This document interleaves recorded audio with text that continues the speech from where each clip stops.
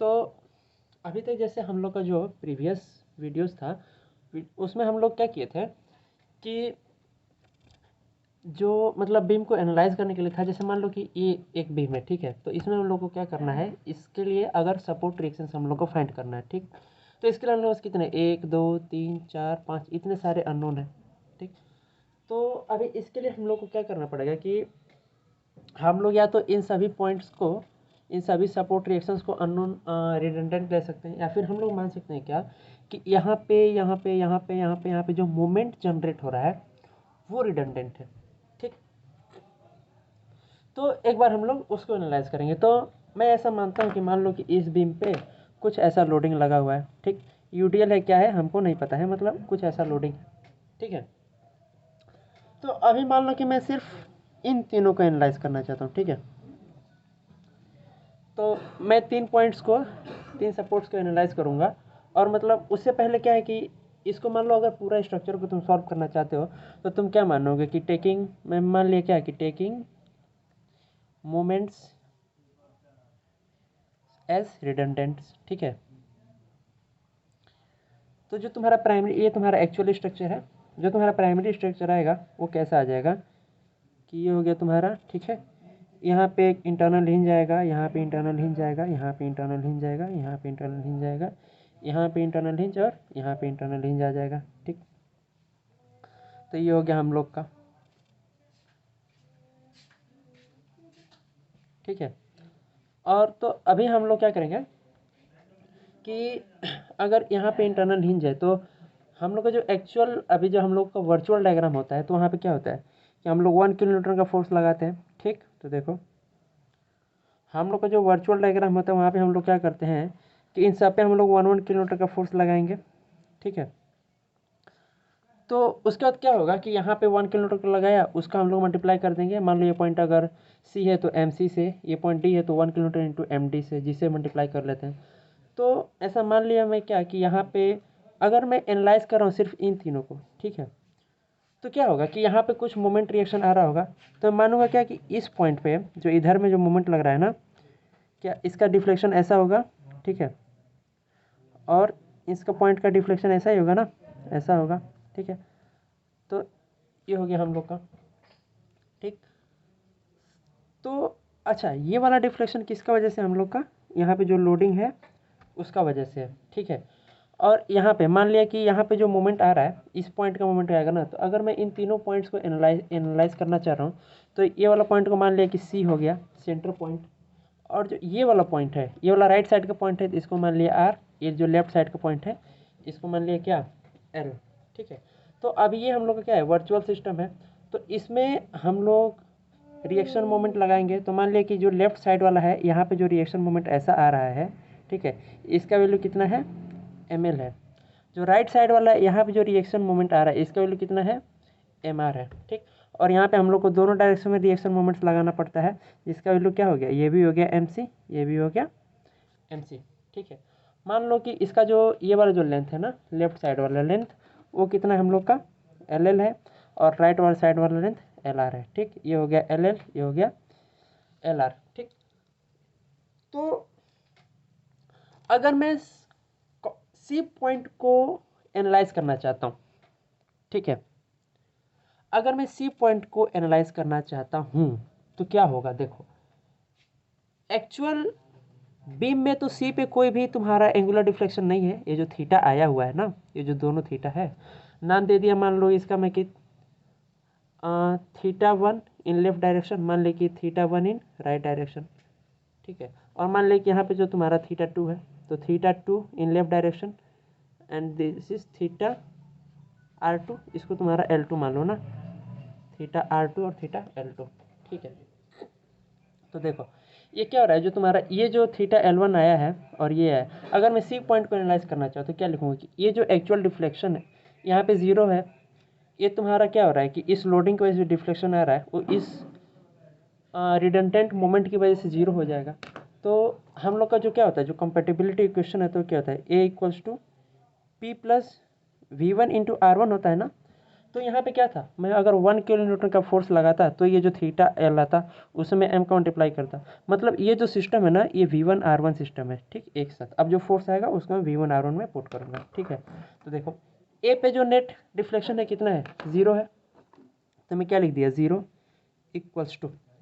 अब पी पे देखो, ठीक है, पी मतलब प्राइमरी स्ट्रक्चर, ठीक है।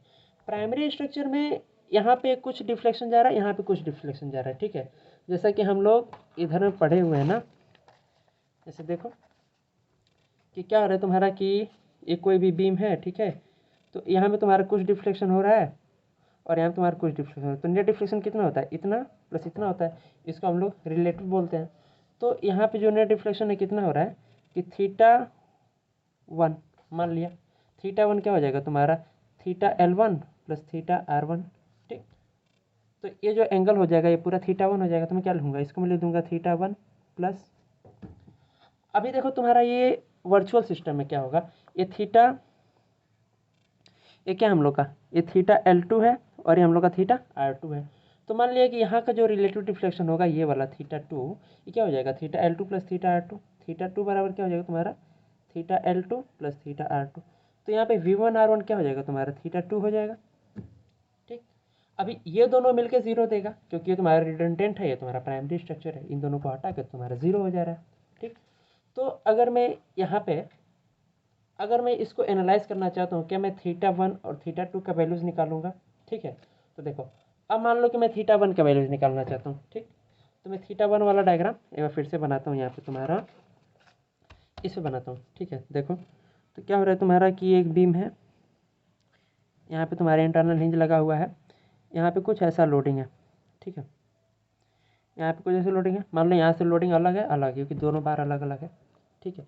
तो हमको क्या बताना है कि इस पॉइंट पे, ठीक है, इस पॉइंट पे हमको, मैं प्राइमरी स्ट्रक्चर का बात कर रहा हूँ, ठीक है, हमको इस पॉइंट पे डिफ्लेक्शन बताना है जिसका नाम होगा θL1, और इस पॉइंट पे डिफ्लेक्शन बताना है जिसका नाम होगा क्या, θL2। तो मैं अगर इस बीम को लूँ तो हमको क्या इसका कंजुगेट, अगर मैं कंजुगेट बीम मेथड की हेल्प से इसका बनाना चाहूँ तो मैं क्या, इसको पहले हमको M/E डायग्राम बनाना पड़ेगा, ठीक है। तो मान लिया कि इसका जो है कि M/E डायग्राम कैसा हो गया, कुछ ऐसा हो गया, ठीक। अब वो कैसा होगा हमको अभी नहीं पता है। तो मान लिया क्या कि ये हो गया क्या, मेरा M/EI डायग्राम, ठीक।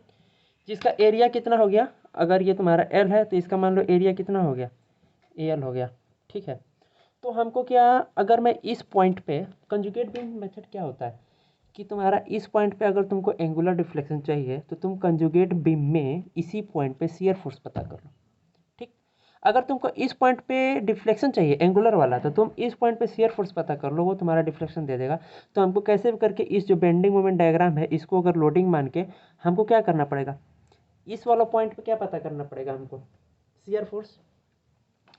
तो मैं कैसे पता करूँ कि अगर मैं यहाँ का रिएक्शन पता कर लूँ ना, इस बी में, सेपरेट बी में, अगर मैं यहाँ पे ये जो रिएक्शन आ रहा है ये पता कर लूँ तो ये तो शियर फोर्स होगा इस पॉइंट पे, अगर मैं राइट साइड से ऑब्जर्व करने लगूँगा तो, ठीक। तो हमको ये वाला फोर्स पता करना है ना। तो क्या होता है किसी भी, अब देखो इसका फॉर्मूला क्या होता है, जैसे मान लो कि कोई बीम है तुम्हारी, ठीक है, मान लो कि तुम्हारी कोई बीम है, ठीक। यहाँ पे लोड लग रहा है कितना, P, ये A है, ये टोटल लेंथ L है, ठीक है। तो अगर ये वाला कितना होता है, PA/L होता है कि नहीं होता है रिएक्शन। तो अगर हमको ये वाला रिएक्शन चाहिए तो क्या, अगर इसका सेंट्रॉइड पे ही तो AL फोर्स लग रहा होता है, तो अगर हमको ये वाला डिस्टेंस पता रहेगा तो AL इंटू इतना अपॉन टोटल लेंथ से मैं निकाल सकता हूँ ये वाला फोर्स।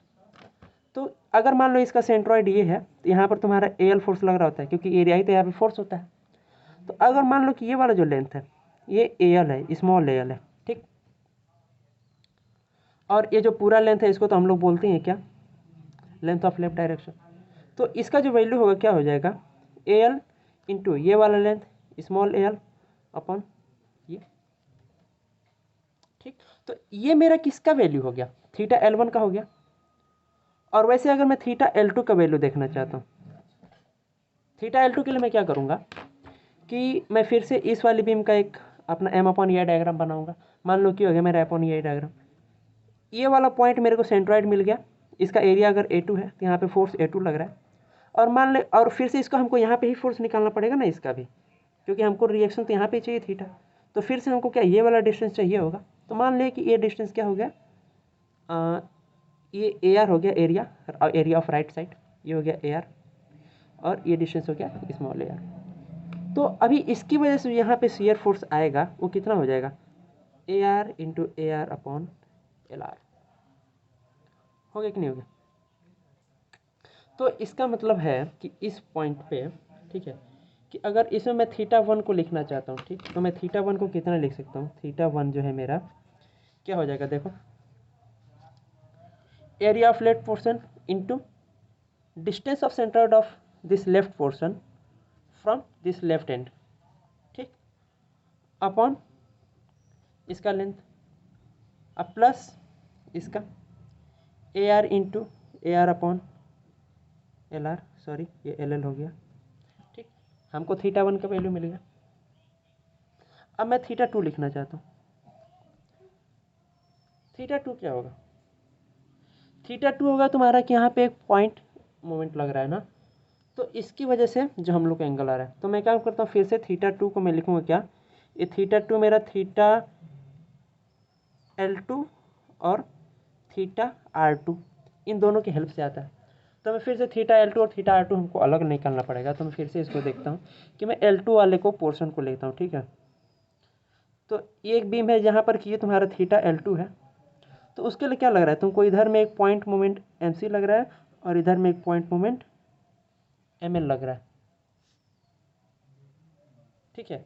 अगर ये मेरा थीटा एल टू है तो इधर में एक पॉइंट मोमेंट एम सी लग रहा है और इधर एक पॉइंट मोमेंट कितना लग रहा है, एम एल लग रहा है। तो अब देखो, तो थीटा एल टू हमको बताना है, तो मैं फिर से क्या करूँगा, अपना वो यूज़ कर लूँगा टेबल, ठीक। तो देखो अभी एम सी की वजह से हमको पास वाला चाहिए, तो पास वाला मतलब थीटा टू की वैल्यू देखो अपॉन 3 होता है ना, तो मतलब क्या हो जाएगा, एम सी इंटू इसका लेंथ कितना है, अगर मैं लेफ्ट पोर्शन की बात कर रहा हूँ तो एल एल है, M C into L L, ठीक है। और ये वाला चाहिए ना एम सी फोर्स की वजह से, तो अपॉन 3 अपॉन 3 प्लस, अभी इसकी वजह से तो यहाँ पे कुछ देगा, तो उसका वैल्यू कितना हो जाएगा, एम एल इंटू ये वाला लेंथ एल एल अपॉन दूर वाले के लिए क्या होता है, अगर ये है तो हमको दूर वाला थीटा वन चाहिए ना, तो इसके लिए 6 EI है ना, तो ये दूर वाला है तो इसके लिए क्या हो जाएगा 6 EI, ठीक। ये किसका वैल्यू हो गया, ये हो गया हम लोग को थीटा टू का वैल्यू, ठीक, थीटा टू का वैल्यू। तो मैं यहाँ पे लिख लेता हूँ क्या, सॉरी थीटा टू एल का वैल्यू हो गया ना, थीटा एल टू का वैल्यू हो गया। तो अगर मैं थीटा एल टू को लिखना चाहता हूँ तो मैं क्या लिख सकता हूँ, यहाँ पे देखो यहाँ से लिख लूँगा क्या, M C L L upon 3 EI plus M L L L upon 3 EI,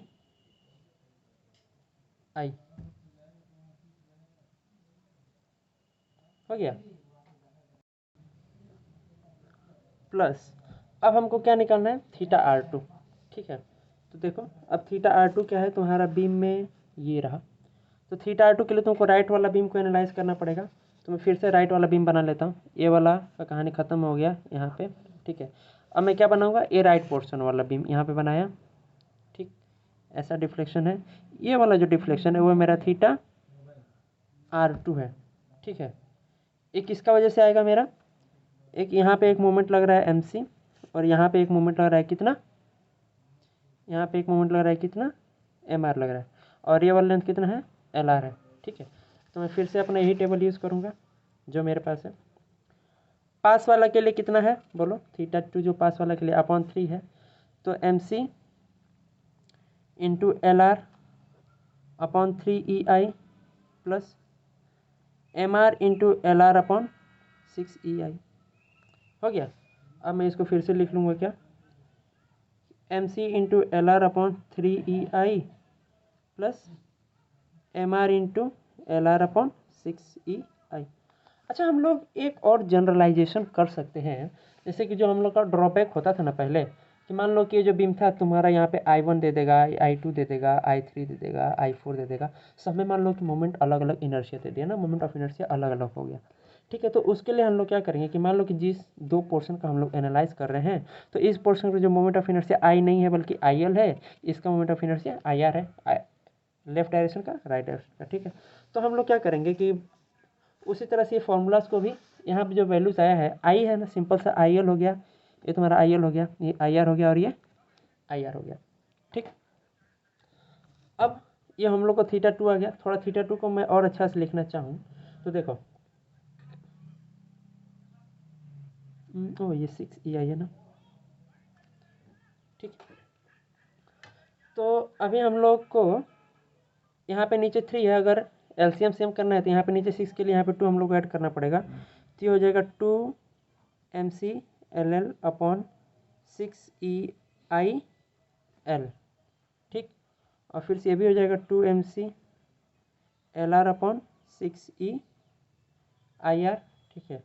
और प्लस ये हो जाएगा हम लोग का क्या, ML into LL upon 6EIL plus ये हो जाएगा MR into LR upon 6EIR। ठीक।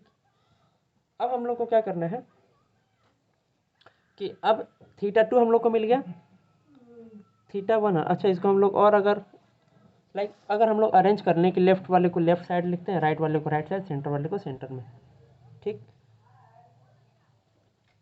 तो कैसे हो जाएगा कि ये हो जाएगा तुम्हारा ML अपॉन 6E रहने दो, और क्या हो जाएगा तुम्हारा LL अपॉन IL हो गया। ठीक है। प्लस ये 2MC हो जाएगा ना, 2MC अपॉन 6E कॉमन हो गया। ठीक। यहाँ पे क्या बचेगा, LL upon IL plus LR upon IR। ठीक है। प्लस तुम्हारा ये वाला बचेगा, मान लो MR अपॉन 6E अलग कर दो तो क्या बचेगा, LR upon IR। Theta two हो गया, थीटा वन हो गया। अब हम लोग क्या जानते हैं कि theta one plus theta two equals to zero है। तो इसका मतलब क्या हो गया कि जो तुम्हारा थीटा टू है ये माइनस ऑफ थीटा वन हो गया। ठीक। तो थीटा टू के जो हम लोग वैल्यू निकाले हैं, इसको हम लोग साफ साफ लिख लें तो क्या हो जाएगा। और इसमें क्या हो रहा है कि जो 6E है, इसको हम लोग उधर भेज देते हैं। ठीक है। तो ML इंटू क्या हो जाएगा आपका LL अपॉन IL। ठीक। Plus 2MC।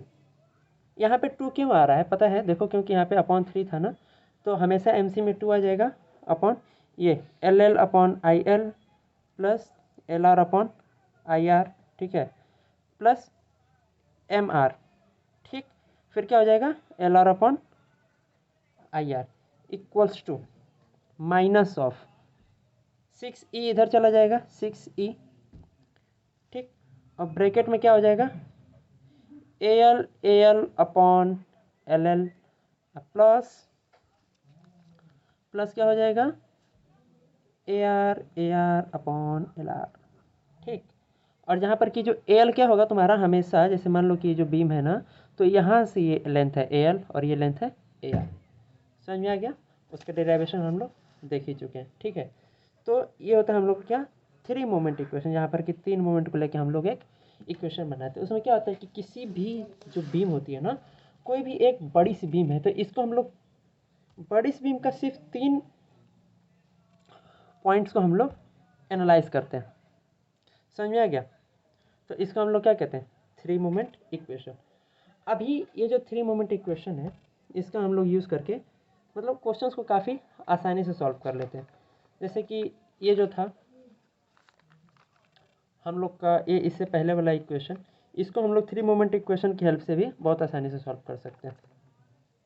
तो इसको हम लोग आगे देखेंगे कि 3 मोमेंट इक्वेशन की हेल्प से हम लोग क्वेश्चंस को कैसे सॉल्व करते हैं।